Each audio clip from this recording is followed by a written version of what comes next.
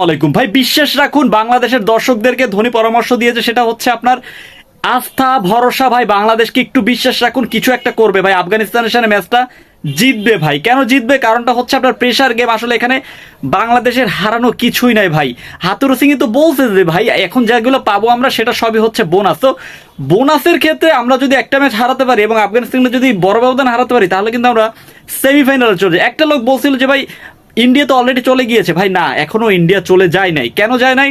Australia যদি ইন্ডিয়ার বিপক্ষে জিতে যায় কোনো রকমের বড় ব্যবধানে, তাহলে সবার পয়েন্ট কিন্তু 4-4-4, এবং আফগানিস্তান যদি বাংলাদেশকে হারিয়ে দেয় সেক্ষেত্রে আফগানিস্তানের পয়েন্টও 4 হয়ে যাবে। সো সবাই এখনই ইকুয়াল রয়েছে এবং অফিসিয়ালি ভাবে ইন্ডিয়াকে এখনো সেমিফাইনালে কথা বলে নাই। সো আজকের ম্যাচে কি হবে সেটাই দেখার বিষয়। এখন কথা হচ্ছে ভাই বাংলাদেশের ধৈর্য ধরা, কারণ বাংলাদেশের ধৈর্য না ধরার কোনো এখানে কারণ নাই। আমাদের সবারই উচিত প্রেশার মোমেন্ট, আসলে আমাদের বারবার বলতেছি এখানে হারানোর কিছু নেই, আমাদের পাওয়ারও কিছু নাই। আমরা জাস্ট শেষ ম্যাচটা জিতে জিতে শেষ করতে চাই। এবং আফগানিস্তানের বিপক্ষে আমরা আমাদের স্ট্র্যাটেজি হতে হবে আগে ব্যাটিং করলে 170 থেকে 80 রান করা। কিন্তু এত রান করার মতো প্লেয়ার কি বাংলাদেশে আছে?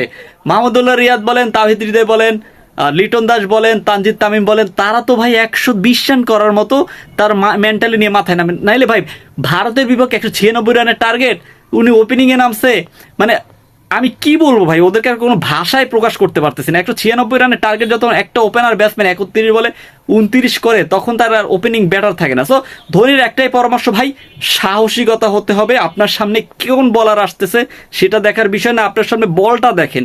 বলারকে দেখার দরকার নেই কেমন বল আসতেছে, কেমন বল ফেস করতেছেন, সেটাই হচ্ছে মেন কথা। আপনি ভয়ে ডরহীন যদি ক্রিকেটটা খেলতে পারেন তাহলে খেলেন, অন্যথায় আপনি বাংলাদেশে চলে আসেন। কে আসলো ভাই দেখার দরকার নাই, কে রশিদ খান, কে নূর আহমেদ, কে ফাজলুল হক ফারুকি। আপনি বলটা দেখেন, মারেন, হিট করেন, জাস্ট দ্যাটস ইট। কিন্তু আপনারা ভাই কি করতেছেন? আপনারা তো দেখতেছেন ওই নামটা, ওই যে মিচেল স্টার্ক আসতেছে ভাই 150 কিলোমিটার গতিতে আমার পাটা না হয় ভাঙে দিবে। নাজমুল হাসান সাদ্দ ঠিক এইগুলোই দেখতেছিল।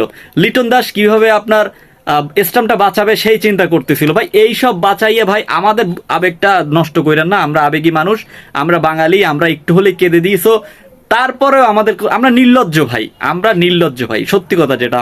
আমার একটাই প্রশ্ন, আমার যারা ছোটরা আছে ভাই, তারা তোরা ফ্রি ফায়ার লয়ে থাক, তোরা ভাই বাংলাদেশ টিমের হয়ে এত এফেক্টিভ ফালাইস না। বাংলাদেশকে ঘৃণা কর, ঘৃণাই কর, কখনো ভালোবাসিস না। ভালোবাসলে কাঁদতে হইব, মনটা ভাঙবো, সব কিছুই তছনছ হয়ে যাইব। সো কোনো দরকার নাই, তোমরা যেমন আছো তেমনই থাকো, জাস্ট ফোকাস করো। তোমরা ফ্রি ফায়ার খেলো, অমুক তমুক চা খেলা আছে সব খেলো, কিন্তু বাংলাদেশ ক্রিকেটটারে ভালোবাসার দরকার নাই। আমি নির্লজ্জ ঠিক আছে, তারপরও আমি সেই 6:30 বাজে উঠে আমার খেলাটা দেখতে হবে। কেন দেখতে হবে? ওই যে ইফেক্টিভ হয়ে গেছি বাংলাদেশ ক্রিকেট টিমের সাথে। সো এইসব বিষয় কারা কারা আছেন আমার মতো প্লিজ একটু কমেন্ট করে জানাই দেন তো, আমি একটু দেখতে চাই আমার মতো কে কে আছে। সো কে কোন দেশ থেকে বলতেছেন কমেন্ট করে জানাই দেন। আর হ্যাঁ, কারা জিতবে, বাংলাদেশ নাকি আফগানিস্তান, কমেন্ট করে জানাই দেন। আর এই বিশ্বকাপে চ্যাম্পিয়ন হবে কোন দল, প্লিজ কমেন্টে জানাই দেন। আমি পার্সোনালি সাউথ আফ্রিকা। আর হ্যাঁ, ভিডিওটি ভালো লাগে থাকলে চ্যানেলটা সাবস্ক্রাইব করে পাশে থাকুন। ধন্যবাদ।